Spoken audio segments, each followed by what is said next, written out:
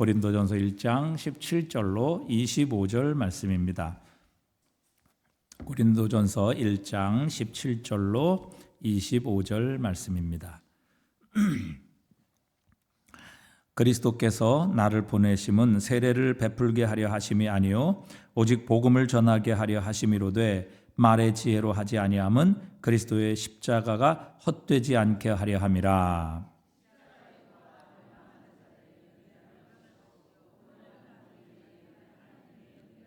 기록된 바 내가 지혜 있는 자들의 지혜를 멸하고 총명한 자들의 총명을 패하리라 하였으니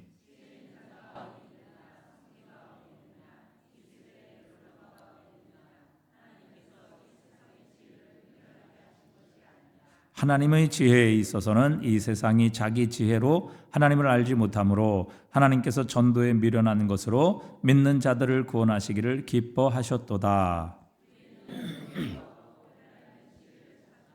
우리는 십자가에 못 박힌 그리스도를 전하니 유대인에게는 거리끼는 것이요 이방인에게는 미련한 것이로되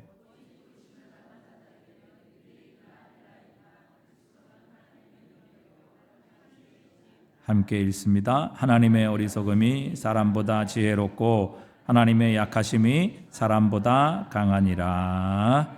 아멘. 오늘 본문의 말씀은 어찌 보면 복음의 핵심이라 이렇게 부를 수 있고 그 복음의 핵심이 과연 우리에게 무엇을 나타내시는가 하는 것을 우리에게 말씀하고 계십니다. 오늘 본문 18절에도 보면 하나님의 능력이라는 단어가 나옵니다. 또 18절에도 24절에도 보면 하나님의 능력이라는 단어가 나오고 또 2장 5절에도 보면 하나님의 능력이라는 단어가 나오고 있습니다. 하나님의 능력 모두 하나님의 능력에 대해서 설명하고 있는 구절입니다. 하나님의 능력, 또 그리스도의 능력, 십자가의 능력, 성령의 능력을 언급하고 있습니다. 이 사람들은 능력이라는 이 단어를 언급하면 금세 우리의 귀가 솔깃해합니다. 우리가 살고 있는 이 세상은 능력을 신처럼 하나님처럼 떠받드는 세상이기 때문에 그렇습니다. 왜 세상이 돈과 명예 그리고 영향력을 소유하려고 하겠습니까? 결국 그 모든 배후에는 그것이 가지고 있는 능력이 있다고 이렇게 생각하고 있기 때문입니다. 그래서 어디서나 이 능력에 대한 갈망을 우리는 찾을 수 있습니다. 정치, 능력을 얻으려고 하죠. 그래서 더 많은 힘, 또 더 많은 능력을 가지려고 하는 것입니다. 사업도 마찬가지고 직장 생활에서도 지위, 능력을 사모하고 갈망합니다.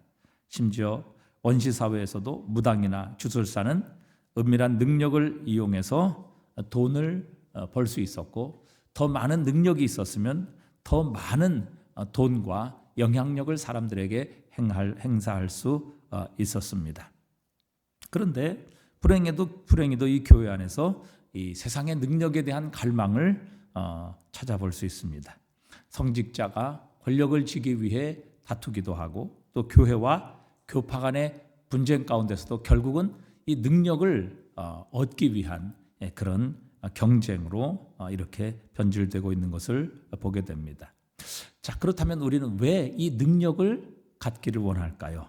왜 능력을 받고 싶어 하는 것일까요? 정말 우리에게 이 능력이 있으면 이 능력을 가지고 복음의 증인이 되기 위해서일까요? 정말 능력을 받아서 우리가 더 거룩해지고 정말 능력을 받아서 하나님 기뻐하시는 뜻대로 살고 싶기 때문에 우리가 능력을 오늘도 갈망하고 있는 것일까요? 혹시 자신을 드러내는 이 야망 때문에 능력을 탐하고 있는 것은 아닌가? 우리는 다시 한번 우리의 모습을 돌아봅니다. 사람에게 더 깊은 인상을 남기고 사람을 지배하고 사람을 내 마음대로 조종하기 위해 이 능력을 우리가 갈망하고 탐하고 있는 것은 아닌가? 우리는 되돌아보아야 합니다. 성경은 이 힘, 능력을 휘두르는 것을 분명히 경고하고 있습니다. 구약 성경에 보면 유다 왕 우시아는 16살에 왕 위에 올라서 하나님의 특별한 은혜를 받게 됩니다. 그래서 번성하는 나라를 이루게 되죠. 그런데 역대하 26장 15절에 보니까 또 예루살렘에서 재주 있는 사람들에게 무기를 고안하게 하여 망대와 성곽 위에 두어 화살과 큰 돌을 쏘고 던지게 하였으니 그의 이름이 멀리 퍼짐은 기이한 도우심을 얻어 강성하여짐이었더라. 우시야가 강성해졌는데 하나님의 기이한 도우심, 하나님의 위대한 도우심, 또 다른 성경에는 특별한 도우심을 얻어 강성하여졌다. 그래서 그 나라의 군사력이 굉장히 강력해졌고 경제적으로도 번성하게 되는 이런 하나님의 축복을 받았습니다. 그런데 이렇게 군사적인 힘을 얻고 경제적인 힘을 얻어 번성하게 된 것은 하나님의 기이한 도우심 때문이었다. 이렇게 말씀하고 있죠. 그런데 이렇게 우시야가 하나님의 기이한 도우심을 힘입어 강성해졌을 때 어떻게 됩니까? 그 다음 16절에 보니까 이렇게 말씀하시죠. 한번 읽어보겠습니다. 그가 강성하여짐에 그의 마음이 교만하여 악을 행하여 그의 하나님 여호와께 범죄하되 곧 여호와의 성전에 들어가서 향단에 분향하려 한지라. 자, 그가 강성하여지니까 그 마음이 어떻게 됐어요? 교만하여졌다. 그래서 하나님께 범죄하여되 여호와의 성전에 들어가서 향단에 분향하려 한지라. 자, 여호와의 성전에서 들어가서 향단에 분향할 수 있는 그 자격을 가진 사람은 당시에 누구였습니까? 제사장만이 할 수 있는 일이에요. 아무리 왕이나 아무리 전쟁에서 큰 승리를 거두고 또 모든 권력을 가진 장군이라 할지라도 하나님의 성전에서 분향하는 일은 하나님께서 아론의 후손 레위인들 오직 제사장들만이 하나님의 성전에서 분향할 수 있도록 하나님께서 허락하셨거든요. 그런데 하나님께서 특별하게 도와주셨어요. 16살의 왕이 된 사람이 무엇을 알겠습니까? 하나님이 특별히 이 우시야를 도와주셔서 강성하게 하셨더니 그래서 능력이 생긴 겁니다. 힘이 생긴 겁니다. 군사력으로도 강성해지고 경제적으로도 강성해지니까 교만해져서 결국 하나님께서 그어주신 그 선을 넘어가 자신은 군사적으로도 힘이 있고 경제적으로도 능력이 있기 때문에 이것 정도 못하겠느냐 이렇게 생각하고 결국 우시야가 하나님의 성전에 들어가서 분향을 하려 하다가 결국에는 어떻게 됩니까? 그가 나병에 걸리게 됩니다. 그래서 평생을 그는 별궁에서 거처하다가 결국 하나님의 전에 접근하지 못하고 하나님의 전에 들어가지도 못한 상태에서 그는 죽음을 맞이하게 됩니다. 여러분 얼마나 비참해졌습니까? 어찌 보면 이 우시야가 힘이 없었다면 능력이 없었다면 아마 이런 죄를 범하지는 않았을 겁니다.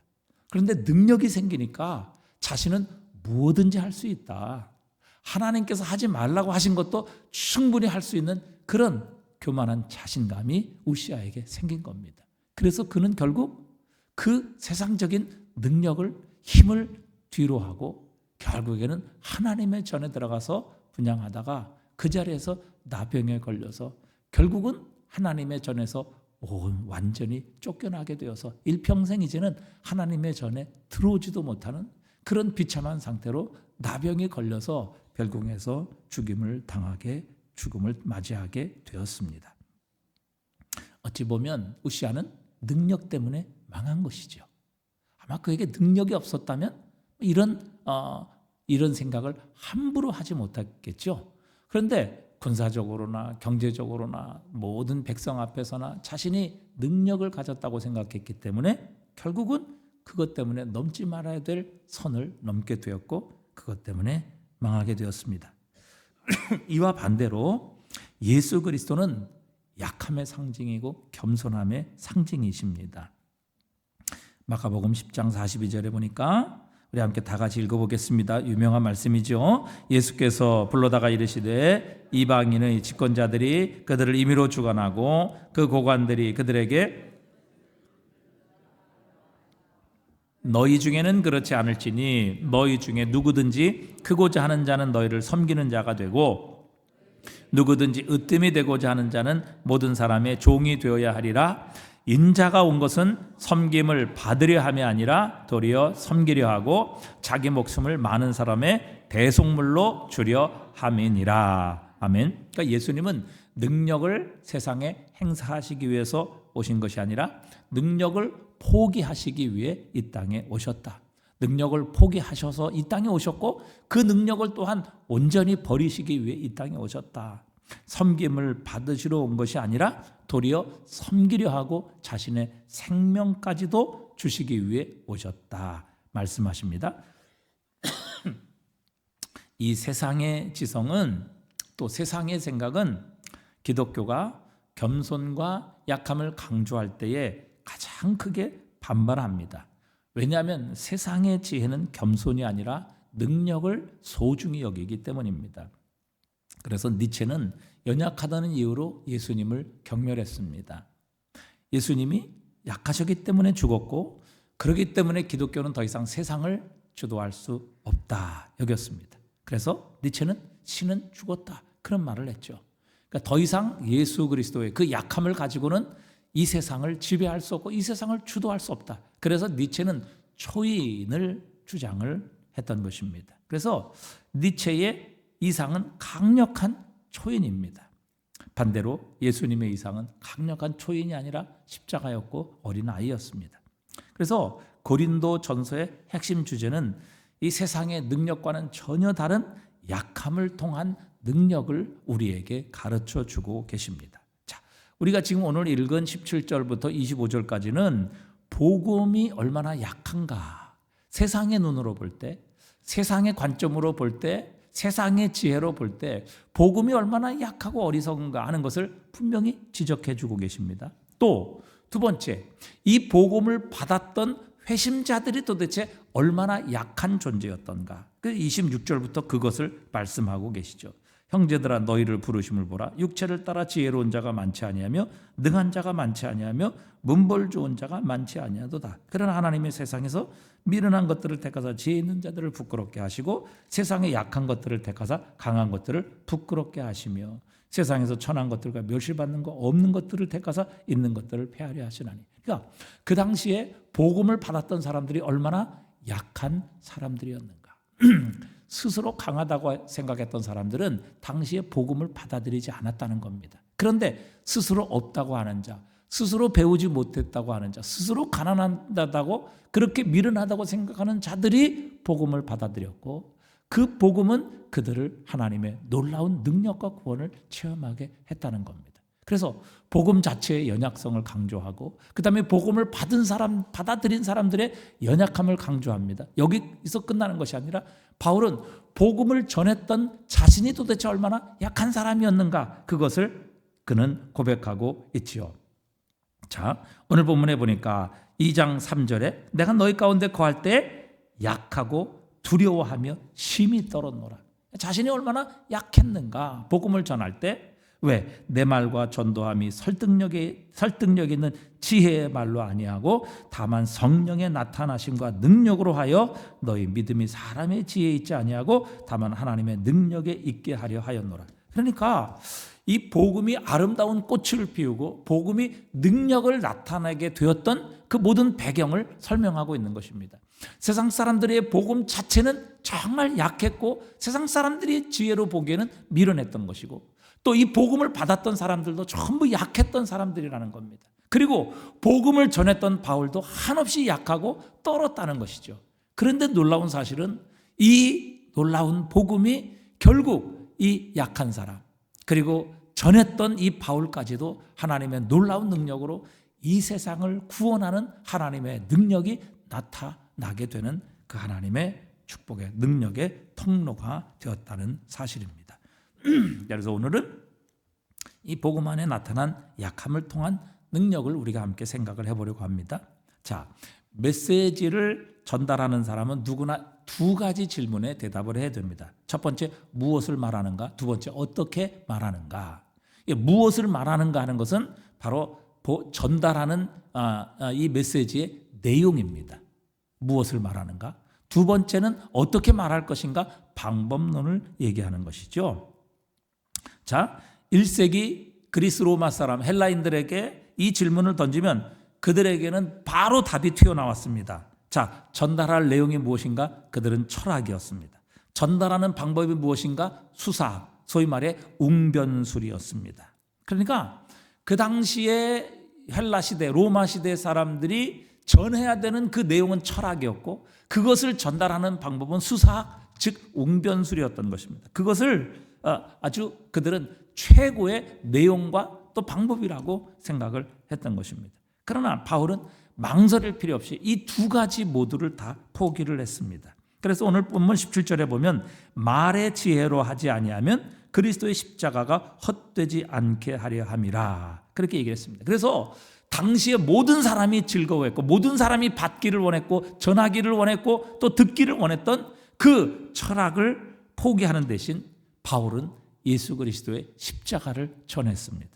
그리고 그는 인간의 전달 방법인 수사학, 웅변을 통해서 어떻게 사람들에게 호소하고 어떻게 설득력 있게 전할 것인가 그 인간의 수사학과 방법을 포기하고 그는 오직 성령의 능력을 통해서 이 복음을 전달하기를 원했던 것입니다. 그래서 바울은 세상적인 방법을 다 포기했습니다. 그래서 그는 약하고 심히 떨었노라 그렇게 말하죠. 그러니까 세상에서 가장 중요한 내용이라고 메시지의 내용이라고 하는 인간의 지혜인 철학 그것을 그는 포기하고 사람들이 별로 반가워하지 아니하고 사람들이 미련하고 꺼리는 예수 그리스도의 십자가를 전했으며 그 전하는 방법도 인간의 웅변술이나 사람의 어떤 지혜의 방법론이 아니라 오직 성령의 나타남을 통해서 예수 그리스도의 십자가를 전했던 것입니다. 왜냐하면 십자가는 하나님의 능력임과 동시에 하나님의 지혜였던 것이죠. 그래서 바울은 이 사실을 계속해서 오늘 본문에서 반복하고 있습니다. 자, 오늘 본문에서 바울은 이 복음을 받는 인간을 세 부류로 나누고 있으며 그 결정적인 차이를 설명합니다. 먼저 첫 번째, 복음의 대상은 유대인이죠. 자, 그래서 오늘 본문 22절에 보니까 유대인은 표적을 구한다 이렇게 말씀하고 있습니다. 유대인은 표적을 구하고 유대인은 로마 군대를 자신의 나라에서 몰아내고 몰살시키고 이스라엘의 잃어버린 주권을 되찾아줄 정치적인 메시아를 기대하고 있었습니다. 그래서 혁명가나 메시아를 자처하는 사람에게는 항상 확실한 표적을 요구했던 것입니다. 그러니까 우리가 메시아에게 기대하는 일을 할 수 있다는 표적을 보여라. 로마 군대를 이 땅에서 몰아내고 다시 한번 다윗 왕국의 영광을 회복할 수 있다는 표적을 우리에게 보여주라. 그렇게 유대인들은 자신이 메시아라고 생각하고 또 자신이 이 나라를 구원할 수 있다고 생각하는 자들에게 늘 이런 표적을 구했던 것입니다. 그래서 유대인들이 예수님에게 선생님 우리에게 표적 보여주기를 원하나이다 라고 요구한 것이 바로 이 때문입니다. 당신이 정말 메시아라면 당신이 정말 하나님께서 보내신 하나님의 아들이라면 과연 이 나라에서 로마를 몰아내고 다시 한번 다윗의 나라 영광을 회복할 수 있다는 표적을 보여주십시오. 그래서 예수님을 찾아다니면서 유대인들이 당신이 이 땅에 하나님의 아들이요 메시아라는 표적을 보여주십시오. 그렇게 요구했던 것입니다. 그런데 예수님께서는 내가 너에게 표적 보여줄 거 없다. 요나의 표적밖에는 보여줄 게 없다. 그렇게 말씀을 하신 것이죠. 자, 그 다음에 두 번째는 바로 헬라인들입니다. 소위 이방인들이죠. 오늘 보면 22절에 보니까 헬라인은 무엇을 찾아요? 지혜를 찾는다 그랬습니다. 그래서 이 당시의 헬라, 그리스 로마 시대는 예전부터 철학이 아주 발달됐죠. 철학의 근원 시발점이 바로 이 그리스 로마에서 나오지 않았습니까? 우리가 잘 아는 모든 철학자들 소크라테스로부터 비롯하여 아리스토텔레스, 플라톤, 그의 제자들 모든 사람들이 다 이 헬라, 그리스, 로마 사람들이에요. 근데 헬라인은 지혜를 사랑했습니다. 그래서 철학이라는 말이 뭐예요? 여러분 늘 이제 학교 가면 이 철학을 배울 때 제일 처음에 이 용어부터 정의하지 않습니까? 이 필로소피라는 철학이라는 말이 어디서 나왔어요? 필로스라는 사랑이라는 말과 소피아라는 위스덤 지혜라는 말에서 나온 거예요. 그래서 필로소피는 지혜를 사랑함. 그래서 필로소피 철학이에요. 그러니까 그들은 날마다 지혜롭다고 하는 지혜롭다고 여겨지는 생각, 그리고 날마다 새로운 사상, 새로운 생각에 열심히 귀를 기울였습니다. 유대인들이 표적을 구하듯이 헬라인들은 이 지혜를 찾았던 것입니다. 자, 그런데 오늘 바울은 이렇게 말하죠. 유대인이나 이방인을 막론하고 바울은 그리스도인들은 십자가에 못 박힌 그리스도를 전한다, 이렇게 말하고 있습니다. 여러분, 동사를 주목해 보십시오. 유대인은 구하고 헬라인은 찾지만 그리스도인은 전한다는 겁니다. 그리스도인이 전하는 것은 우리를 위해 십자가에 못 박힌 메시아입니다.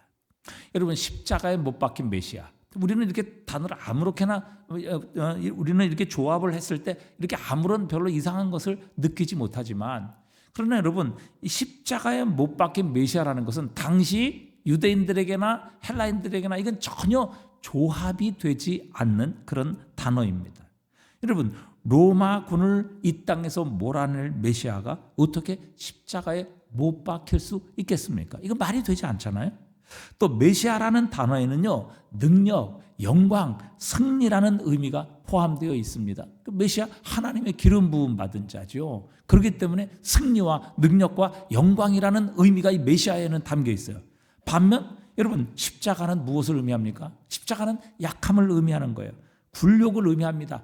패배를 의미합니다. 죽음을 의미합니다. 그러니까 메시아와 십자가에 못 박힌 그리스도라는 것은 전혀 어울리지 않는 단어예요. 정반대 단어입니다. 완전히 기름과 물이에요. 성격과 성질이 완전히 다른 단어가 메시아와 십자가에 못 박힌 그리스도입니다. 그렇기 때문에 사람들은 십자가에 못 박힌 그리스도라는 메시지에 대해서 다양하게 반응을 했습니다.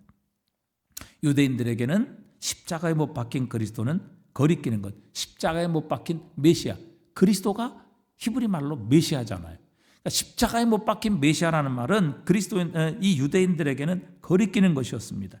그들은 말을 타고 군대를 이끄는 바로 위대한 자신의 나라를 구원하고 로마를 몰아내고 위대한 다윗의 왕국을 다시 세울 이 군사적인 메시아를 기다리고 있었던 것입니다. 그런데 나타난 분, 메시아라고 하는 분은 한심하게 십자가에 못 박혀 죽으셨습니다.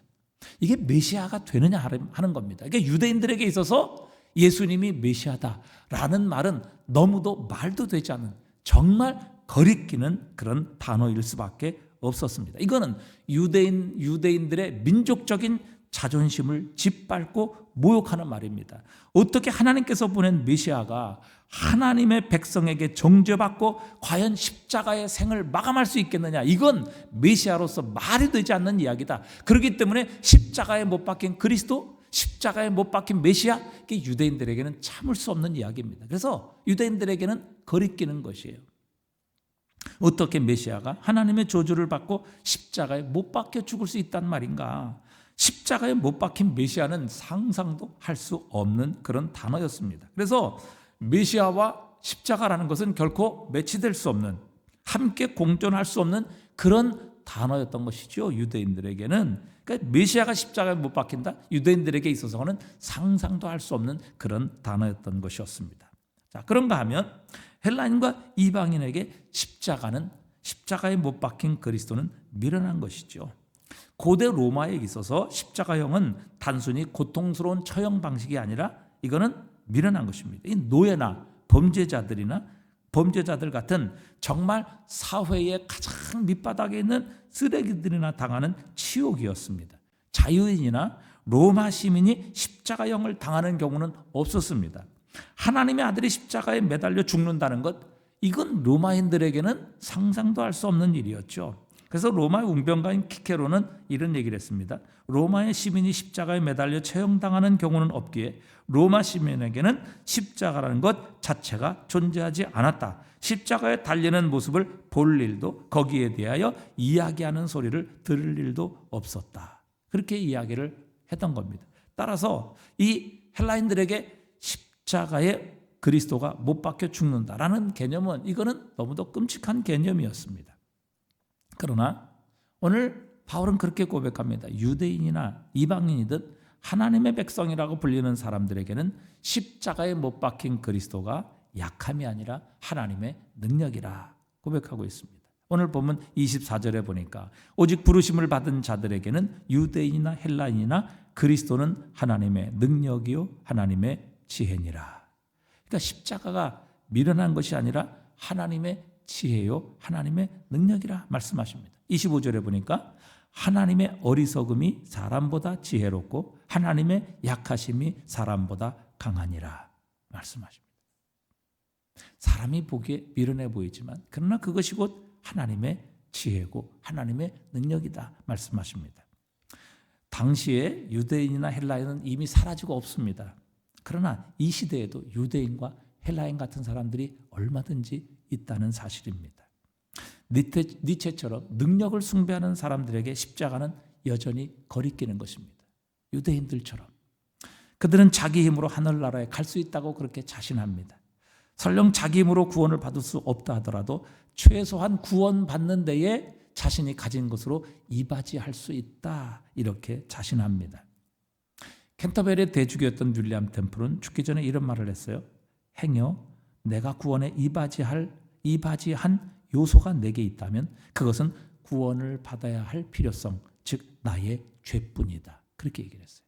여러분, 자신이 구원에 이바지할 수 있는 일은 전혀 없다는 그 말이고, 행여나 구원에 이바지할 수 있던 것이 있었다 그러면 자신의 죄밖에는 없다. 그러니까 자신이 죄 때문에 구원받았다는 것이죠. 여러분, 우리가 죄밖에는 하나님의 구원에 내가 이바지할 수 있는 것이 없다는 말입니다. 즉 구원에 대해서 우리가 이바지할 수 있는 것이 아무것도 없다는 것입니다. 그러니까 구원에 대해서 우리는 전적으로 무능하다는 사실입니다. 우리가 할 수 있는 게 아니에요. 우리가 얻을 수 없습니다. 우리가 살 수 없습니다. 우리의 노력으로 얻을 수 없는 거예요. 구원은 전적인 하나님의 선물입니다. 우리는 이 거저 주시는 선물을 겸손히 받아들일 뿐입니다. 우리는 능력을 너무 사랑하기 때문에 우리의 힘으로 구원에 이르고 싶어 합니다. 이런 욕구가 우리 죄인에게 있어요. 그러나 십자가는 우리 인간의 이런 교만함을 철저히 깨트립니다. 십자가는 우리의 능력, 우리의 노력으로 어떤 무엇을 통해서도 심지어 우리가 어떤 한 가지 방법을 통해서도 하나님의 구원에 이바지할 수 있는 것은 하나도 없다고 선언하고 있는 것입니다. 그리스도는 우리를 구원하시기 위해 이 땅에 오셔서 십자가에 못 박혀 죽으셨습니다. 왜? 우리 힘으로 구원받을 수 없기 때문입니다. 그래서 도덕적으로 교만한 사람들에게 십자가는 거리끼는 것입니다. 왜? 내 힘으로, 내 노력으로 구원받을 수 있잖아. 이 정도면 되잖아. 아니, 그렇게는 못할지라도 최소한 내가 이 정도는 하나님 앞에 할 수 있잖아. 내가 이 정도는 공로가 있잖아. 심지어는 내가 믿어서 구원받았잖아. 여러분, 이게 인간이 가진 교만함이에요. 도덕적으로 교만한 사람들에게 십자가는 거리끼는 겁니다. 왜? 전적으로 내가 할 수 있는 것이 없다라고 십자가는 선포하기 때문이죠. 십자가는 지적으로 거만한 사람들에게도 미련한 것입니다. 옥스퍼드 대학의 철학자인 알프레드 에이어는 역사상 존재했던 모든 종교 중에 기독교를 최악으로 꼽을 만한 타당한 이유는 기독교의 원죄와 대속의 교리인데 이것은 지적으로 경멸스럽고 도덕적으로는 가당치 않다. 이렇게 얘기를 했어요. 그러니까 원죄와 대속이라는 이 기독교가 가진 교리는 지적으로는 경멸스럽다는 것입니다. 정말 우습다는 것이죠. 아니 우리가 무슨 죄인이냐는 거예요. 그리고 도덕적으로는 가당치 않다. 아니 우리가 어떻게 태어날 때부터 죄인이고 그 죄를 대속하기 위해서 예수님께서 십자가에 죽으셔야만 하냐. 이런 교리는 지적으로 지식을 가진 사람은 참 경멸스러운 일이고 또 도덕적으로 올바른 삶을 사는 사람들에게는 가당치도 않은 이야기다. 그렇게 얘기를 했어요. 그러나 여러분 이것이 바로 우리가 자랑하는 복음입니다. 지적으로 볼 때 경멸스럽고 도덕적으로 볼 때는 가당치 않은 겁니다. 이것이 복음을 바라보는 세상의 지혜예요. 그래서 세상의 지혜를 가지고는 결코 하나님께 나올 수도 없으며 하나님의 구원을 만날 수 없는 겁니다. 하나님의 백성에게는 십자가가 약함이 아니라 능력이고 십자가가 미련한 것이 아니라 하나님의 지혜라는 사실입니다. 여러분, 십자가는 하나님의 능력입니다. 하나님은 십자가를 통해 스스로 구원에 이를 수 없는 인간들을 구원하시기 때문입니다. 어떤 죄인도 십자가를 믿으면 구원을 얻게 하십니다. 가장 대표적인 예가 바로 이 본문을 쓰고 있는 사도 바울이지요. 그는 하나님 앞에 구원을 받을 자격 정도가 아니라 하나님의 원수였던 자라고 스스로 고백하고 있습니다. 자신은 죄인 중에서도 괴수라, 그렇게 고백하고 있죠. 디모데전서 1장 15절에서 이렇게 말합니다. 함께 읽어보겠습니다. 미쁘다, 모든 사람이 받을 만한 이 말이요, 죄인 중에 내가 괴수니라. 그러나 내가 긍휼을 입은 까닭은 예수 그리스도께서 내게 먼저 일체 오래 참으심을 보이사 후에 주를 믿어 영생을 얻는 자들에게 본이 되게 하려 하심이라. 아멘. 여러분, 이렇게 죄인 중에 괴수일지라도 하나님의 원수일지라도 예수 그리스도의 십자가는 긍휼을 베푸시고 은혜를 베푸셔서 하나님의 구원을 얻게 하시는 능력이 있습니다. 그렇기 때문에 누구든지 예수님을 믿으면 구원을 얻습니다. 여러분, 이게 십자가의 능력이에요. 어느 누구도 자신의 힘으로, 자신의 의로움으로 하나님의 구원을 얻을 수 있는 자격도 없고 능력도 되지 않지만, 그러나 예수 그리스도의 십자가는 그렇게 능력도 되지 않고 자격도 되지 않는 자에게 하나님의 구원을 선물로 주신다는 겁니다. 은혜로 주신다는 거죠. 이게 바로 하나님의 능력입니다. 어느 누구도 구원을 얻을 수 없어요. 그럴 자격을 가진 자도 없어요. 거기에 0.0001이라도 보탤 수 있는 사람은 세상에 한 사람도 없다는 것입니다. 모든 사람이 죄를 범하였으며 하나님의 영광에 이르지 못하더니, 그러나 예수 그리스도의 십자가는 그 십자가를 믿는 자에게 하나님의 구원을 주시는 능력이 있습니다. 오직 예수 그리스도의 십자가만이 하나님의 구원을 주시는 능력이 되는 겁니다. 그러기에 예수 그리스도의 십자가는 능력이 있는 거예요.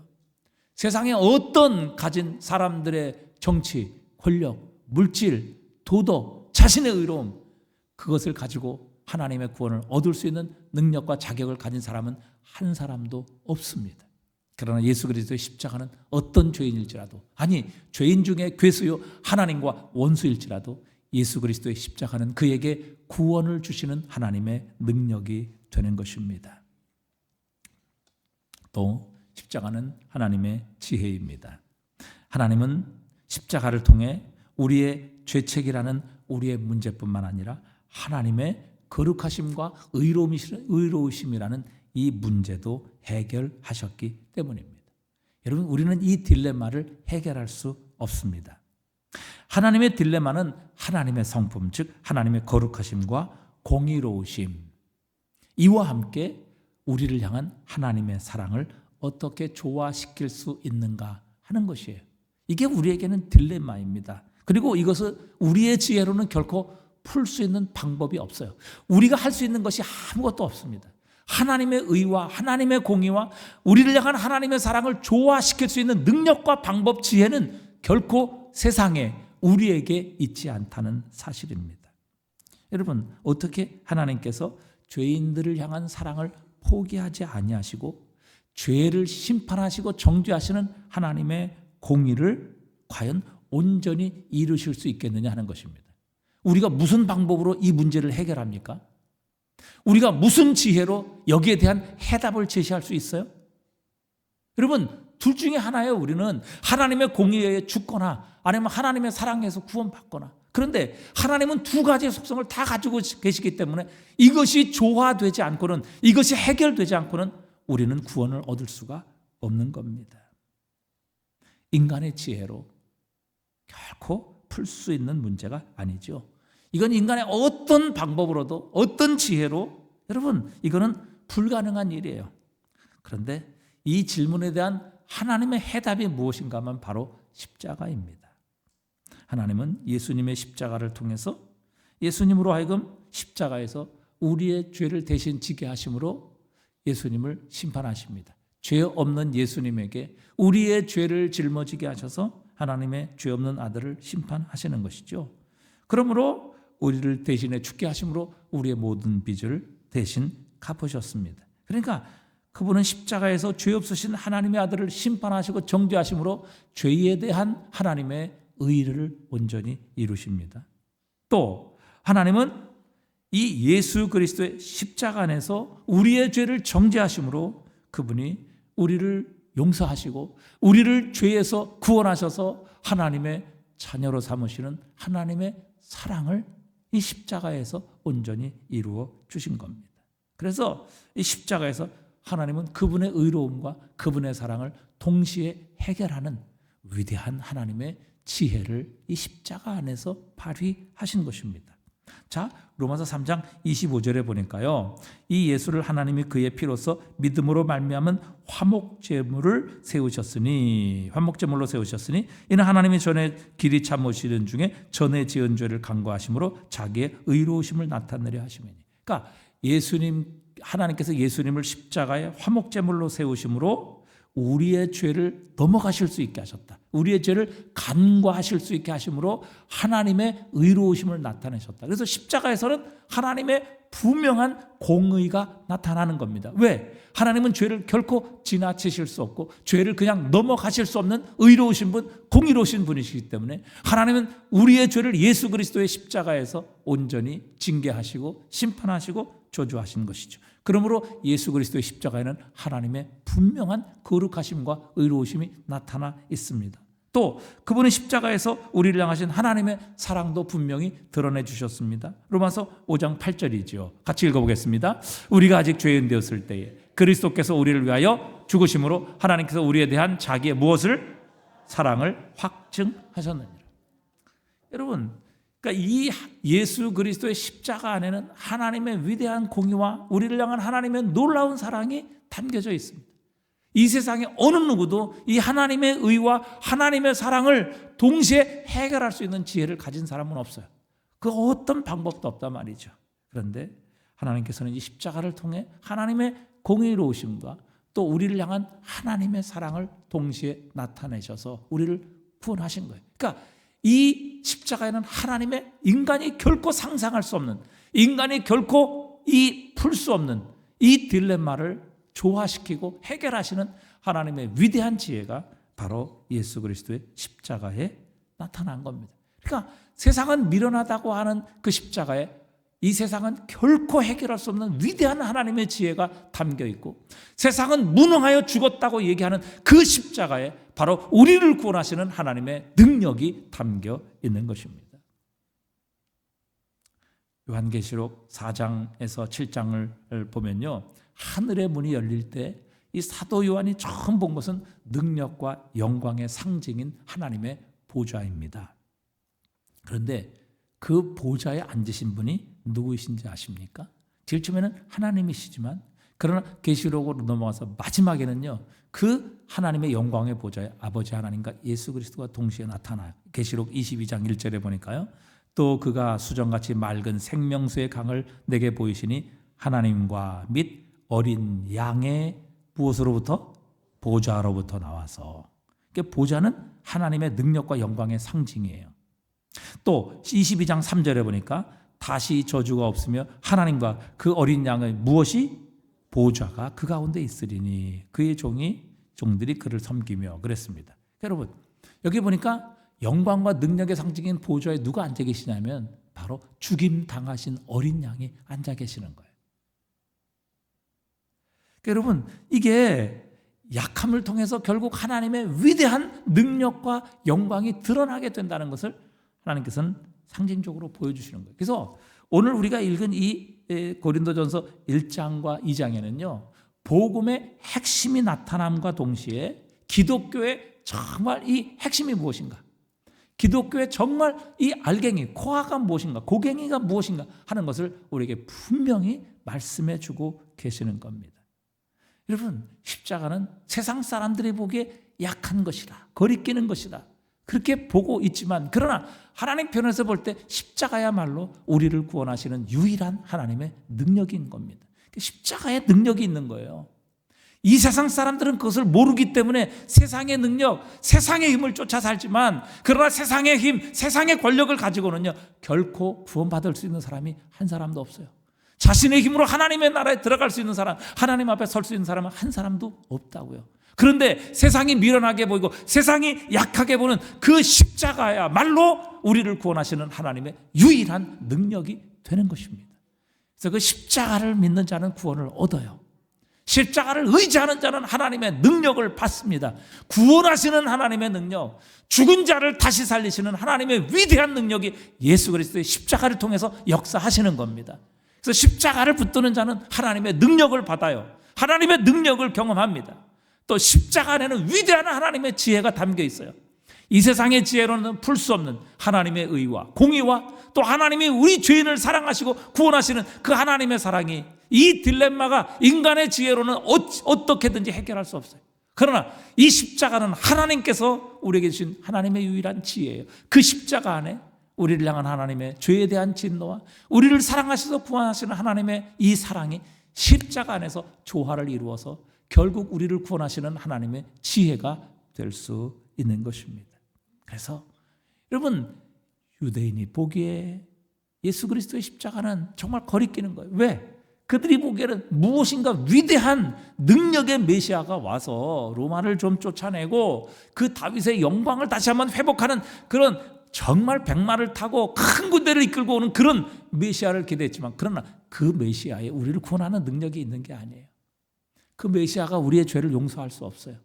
그 메시아가 하나님의 공의와 하나님의 사랑을 만족시킬 수 없단 말이죠.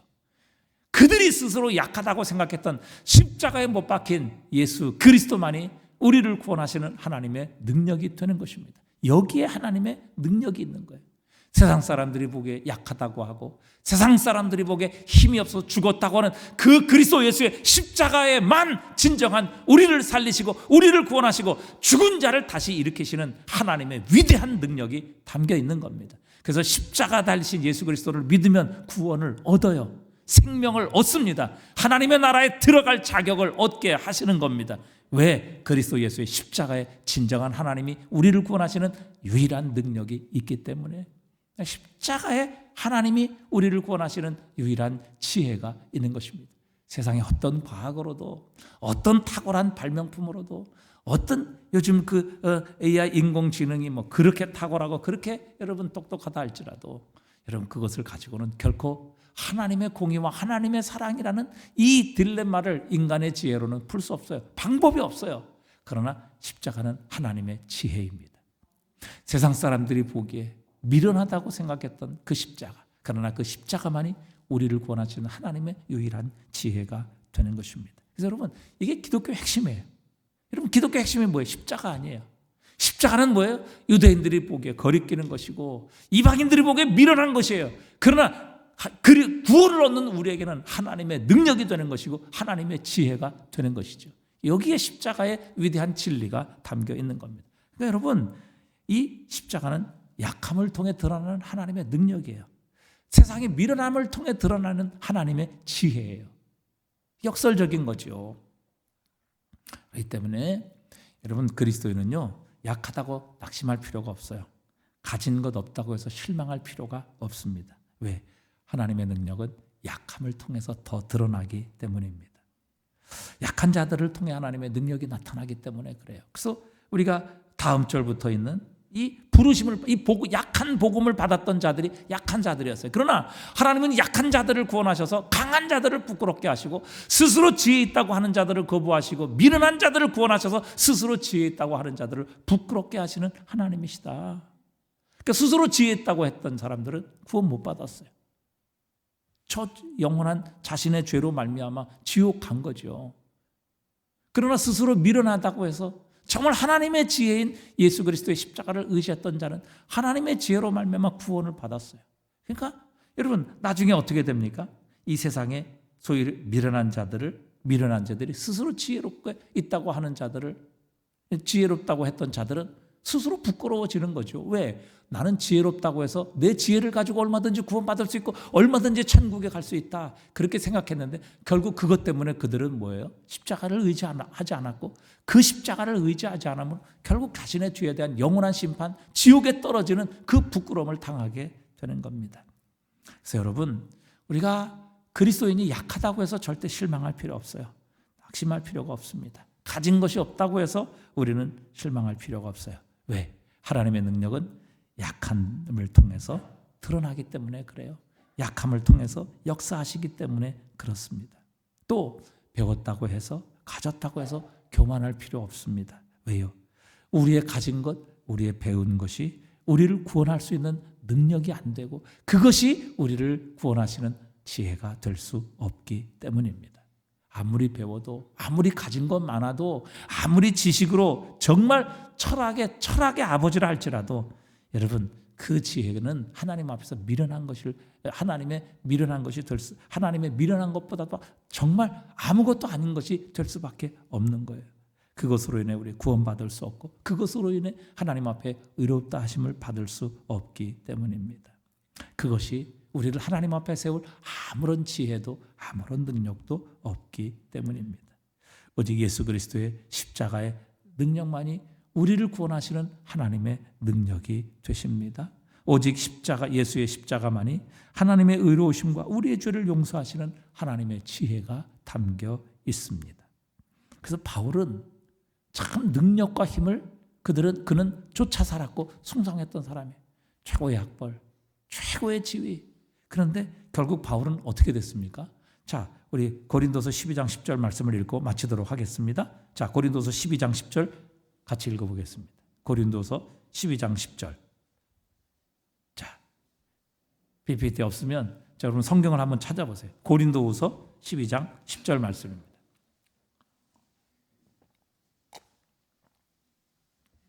고린도후서 12장 10절 말씀입니다.